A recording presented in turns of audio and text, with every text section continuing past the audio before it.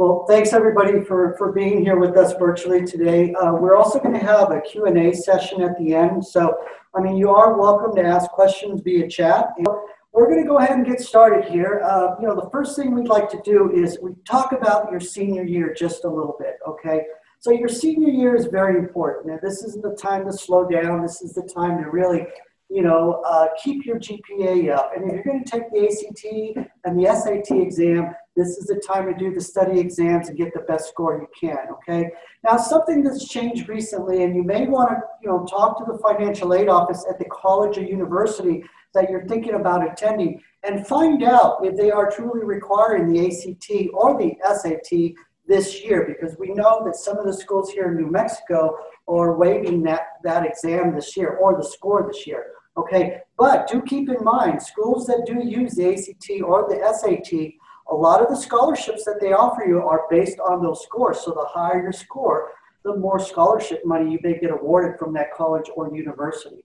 So seniors, this is the time to start researching schools, right? Do you want to start at a small school, a large school, in-state, out-of-state, right? There's a cost difference, right, between in-state and out-of-state tuition.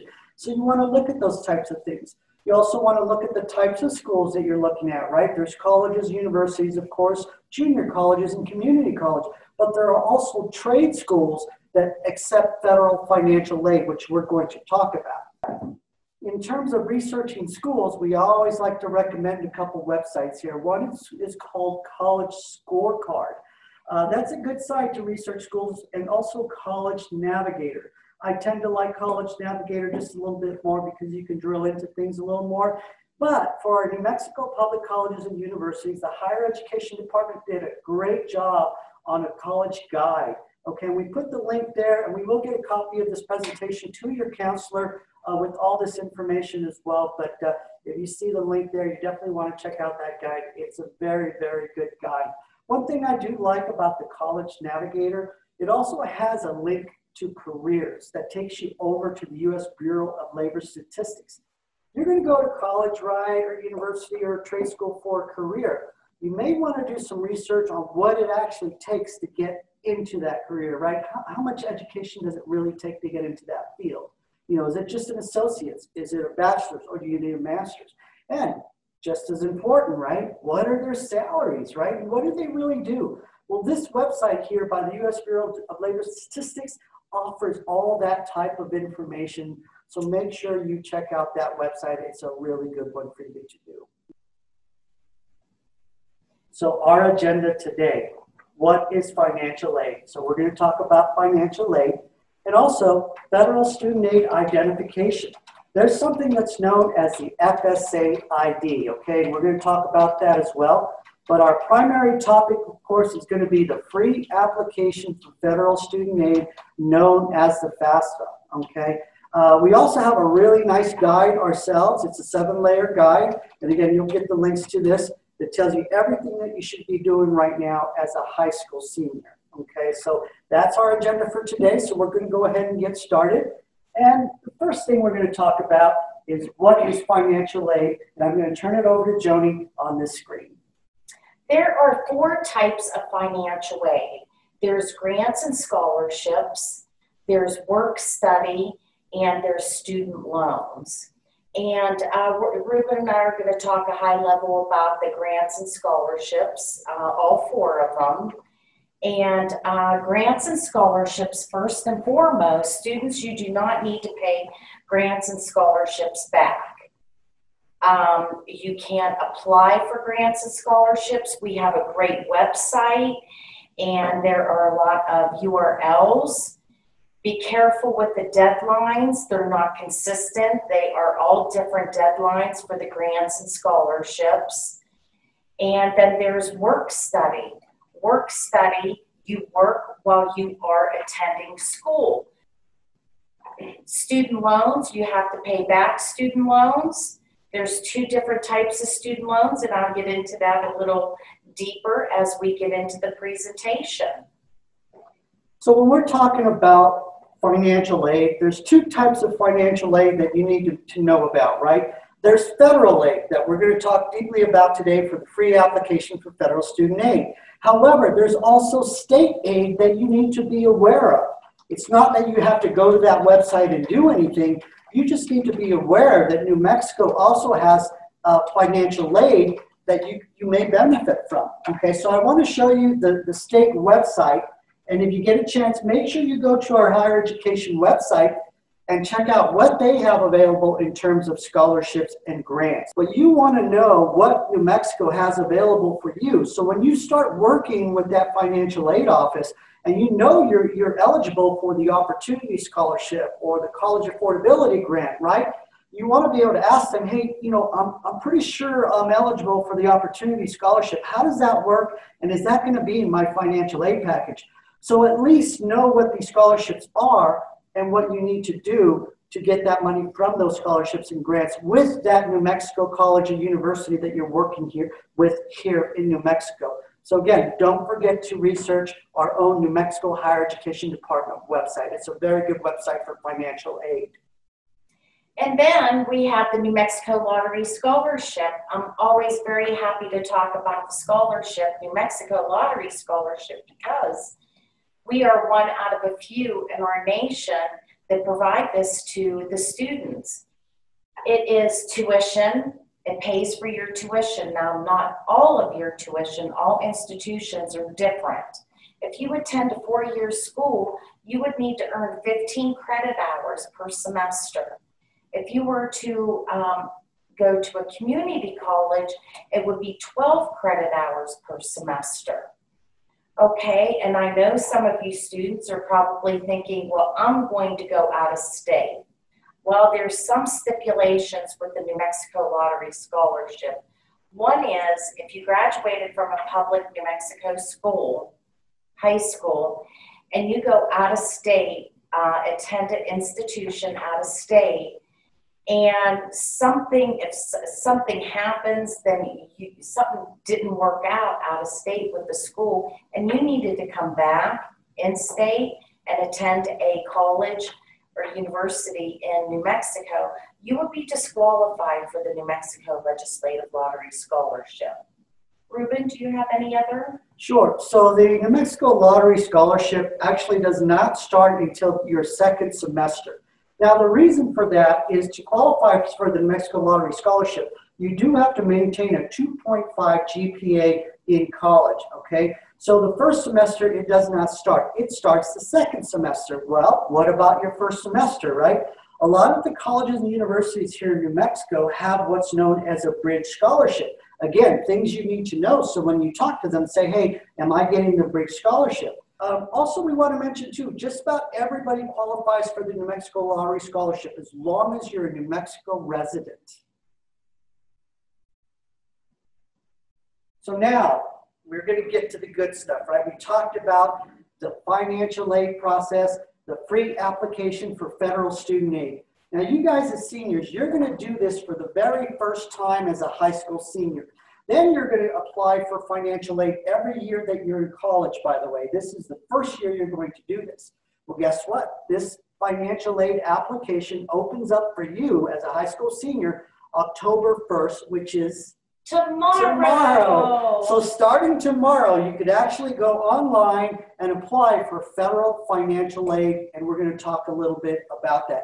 And I do want to remind you, federal financial aid, again, is not just for traditional universities or colleges. It is also for trade schools and career schools as long as they accept federal financial aid, okay? So you want to make sure about that. So after tomorrow, you can go to this website and you can just Google FAFSA.gov. Anytime you're dealing with federal student aid, always make sure you're on a .gov website, okay? That .gov needs to be in there. Okay, a couple things about this website. It's got a lot of really good information. You know, don't forget to check out the announcements because it's usually critical information that they're telling you.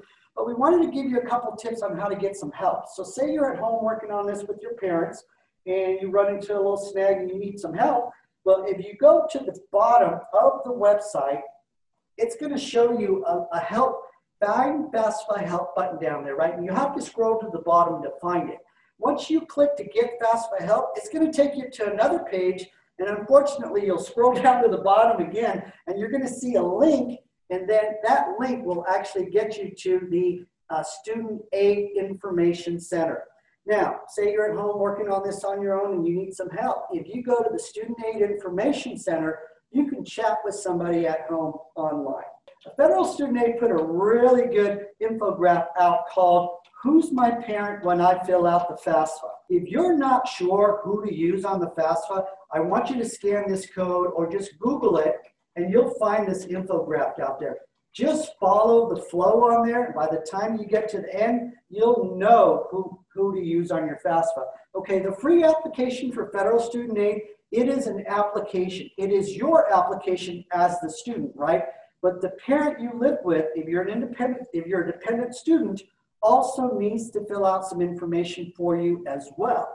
What to gather? So we're going to talk about getting the free application for federal student aid done, right? Well, what do I need to get ready?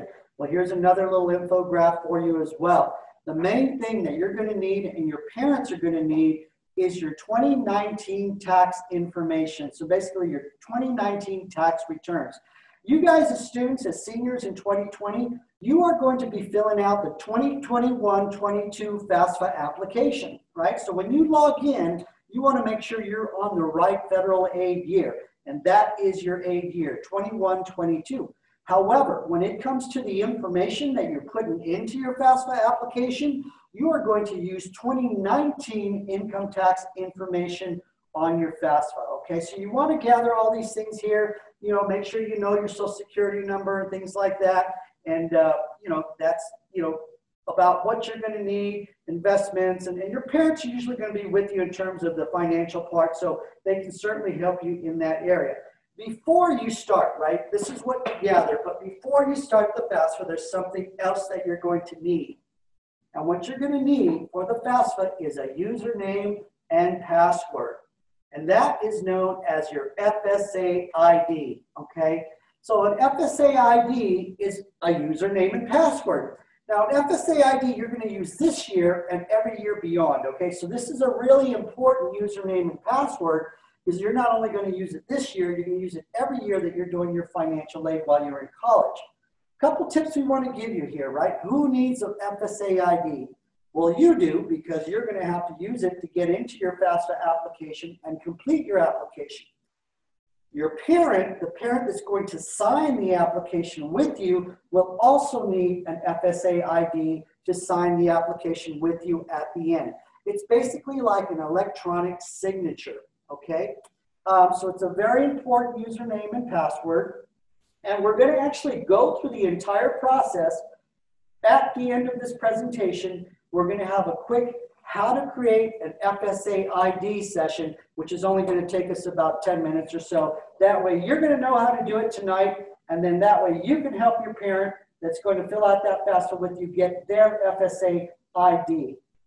When you get your FSA ID and you log into the FAFSA application, you're basically going to hit start here, okay? You're going to start the process of setting up your application, right? You're going to put your information in, your name, you know, all the demographics about you, right? There's a couple tips that we want to give you when you go in.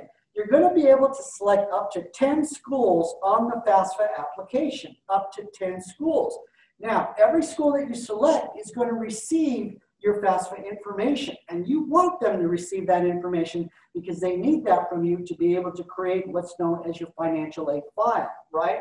Couple things you're going to run into. It's going to ask you, well, are you going to go on campus or off campus? And we know a lot of students don't know yet, and that's totally okay.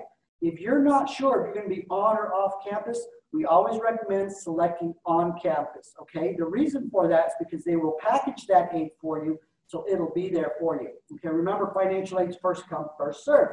If you say no off campus, you come back later and say, well, I changed my mind. I want to be on campus now. Well, that money that was originally there for you may not be there anymore because they award that financial aid to other students as first come, first served. Another thing Ms. Joni mentioned earlier, say you were interested in a work-study program, right? There's going to be a little checkbox in there that says, are you interested in a work-study? Even if you're not sure, we always recommend that you check that box. So if you see that box that says, are you interested in a work study? check that box, okay, even if you don't know. If you're a male that's 17 or very close to 18, you're going to be 18 soon, you're 17 now, that's okay. There's going to be a section in there that says, would you like us to register you for the selective service? You definitely want to say that. You want to say, yes, please register me for the selective service, okay? You do have to register for the selective service to qualify for federal financial aid. So that's an important thing to know. Completing the FAFSA, we did mention earlier. So you guys are going to start the 21-22 FAFSA. That is the button you're going to hit. You want to make sure you start the right aid year. If you start the wrong aid year to get the whole thing done, you're going to have to go back and do it again. So always make sure you're selecting the correct aid year. So we did a little graph here. You're basically going to go through all these screens. You're going to complete it. And then at the end, you're going to use your FSA ID that we're going to show you how to create later. And you're going to use your FSA ID to sign your FAFSA online. And when you do the FAFSA, there's going to be an opportunity there to upload all your 2019 tax information directly into your FAFSA application. This is a wonderful thing because your parents certainly don't want to sit there and enter all this information manually, so they can actually use the link to the IRS tool, which is called the IRS Data Retrieval Tool, okay? This tool will allow you and your parents to upload all your tax information straight into your FAFSA so you don't have to manually enter it yourself. It's a really, really good thing to use. Couple tips here. Always make sure when you get to that IRS page, make sure your first name, last name, social security number, and your street address is exactly the same as it is on your 1040 tax paperwork, okay? So make sure if you're working with your parents and it's not finding it, make sure that that address name is exactly the way it is on your 1040 form. If you move, you live somewhere else, that's okay. You still want to use the address that's on your 1040 form that was submitted for your 2019 taxes. So you're going to get your federal application completed. You're going to get to the end of the process. And then at the very end, after you sign with your FSA ID, you are going to get a confirmation page. So a couple things to note here. It's going to give you an estimate based on the information that you put in there. It's going to give you an estimate of what you qualify for in terms of federal financial aid. Now, there's an important number in there that I want you to make note of. It's called the DRN number. So for example, say you didn't select a school that you wanted to work with, you could always give them that DRN number and they can pull in your FAFSA information with that DRN number. But again, you could always log back into your FAFSA application and add more schools after it's been processed the first time. Joni, did you want to give some tips on this one? Also, yes. Also on the confirmation page, students and parents, there will be on the right-hand side, an estimate figure of what your eligibility is for your student loans. Okay, and I just wanted to show you that right here. And your expected family contribution is here also. My recommendation, print this page or take a pic of it. Also, now, then you will be receiving your student aid report, calling it a SAR. I also suggest students putting in your personal email address instead of your high school email address, because when you graduate in May, you will still have all this information, all the emails in your inbox instead of your high school email. Very good. So we put together kind of a little drawing, okay? So here, you guys as high school seniors, I kind of want to give you a little picture of what you're doing right now. As you can see here, this is you, okay? What we're going to do tonight is we're going to get your FSA ID, right? Once you get your FSA ID, you're going to be able to log into the FAFSA. You're going to be able to complete that FAFSA application. You're going to be able to select all the schools that you want them to receive your information from. Your FAFSA information is going to go to that college or university that you selected on your FAFSA application, okay?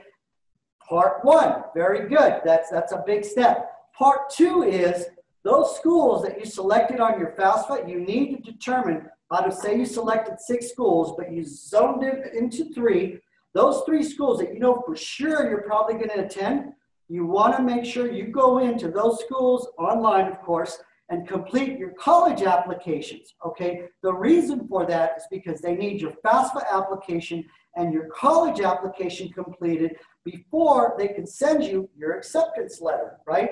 And before they can send you your award offer. So those 2 pieces need to be in place before they can send you that award offer, so you can determine which one of those 3 schools, for example, is offering you more money to attend their college or university. And remember, you know, some colleges, even though they cost more, they may actually have more money to offer you than the other schools. So it may actually balance out. When you go online and create your college applications, you're going to create your school account, okay? And that's where you're going to upload your high school transcripts. You're going to upload your ACTs or your SATs to your account. Your student information is going to go into that account. So you're going to have your own student account there. So the 4th type of financial aid, the least but not last, is the student loans. It's a federal student loan, students. You have to pay the student loan back. It is going to be in your Social Security and your name. There are 2 types of student loans. There's direct subsidized and there's unsubsidized. Subsidized loans are where the federal government pays the interest while the student is attending school for a federal student loan. If you have a balance at your school of $2,000 and you are eligible to take out $5,500, only take out $2,000. Please do not leave your school if you do not have any money. This is your last resort, is your student loans. Absolutely. The interest rate on the student loan right now is at a 2.75. Also, I'm happy to say New Mexico Educational Assistance Foundation will be awarding students $500 scholarships, laptops, $100 Amazon cards, tablets. And how to do this, students, is to register on our website starting tomorrow, October 1st. If you win a $500 scholarship, we will send a check to your financial aid office at the school that you would be attending. Now, I did want to say something about scholarships a little bit. Most of your scholarships, since you come from the colleges and universities themselves, okay? So scholarships, you want to make sure right now is the time to start researching scholarships. Ask your counselor. Every year they have a list of scholarships that you can apply for, okay? But you also want to see what's available locally, nationally. So, get on websites, find out who's giving scholarships out. Right now is the time to look for scholarships. But be very careful of scholarship scams. You should never, ever have to pay for a scholarship. So keep that in mind. If somebody's trying to have you pay for a scholarship or to apply for a scholarship, it's probably a scam. So if you have not done so yet, there is a My Student Aid app, okay? So when you get a chance, download the My Student Aid app onto your phone. And of course, if you have an iPhone, you're going to go to the Apple App Store. If you have an Android, you're going to go to the Google Play. When you download the My Student Aid app, make sure you allow notifications. Federal Student Aid is going to send you notifications, and you definitely want to make sure you get the messages that they're sending. The app is synchronized, meaning you can actually complete your FAFSA application on your phone. You can get your FSA ID on your phone. You can also get it on a tablet or on a desktop. So it doesn't matter what device you use, they are all synchronized, okay? So say you started your FAFSA on your phone, then you went home later to work with your parents, well, you can just bring up the laptop or the desktop, and it'll take you exactly where you left off on that desktop as well.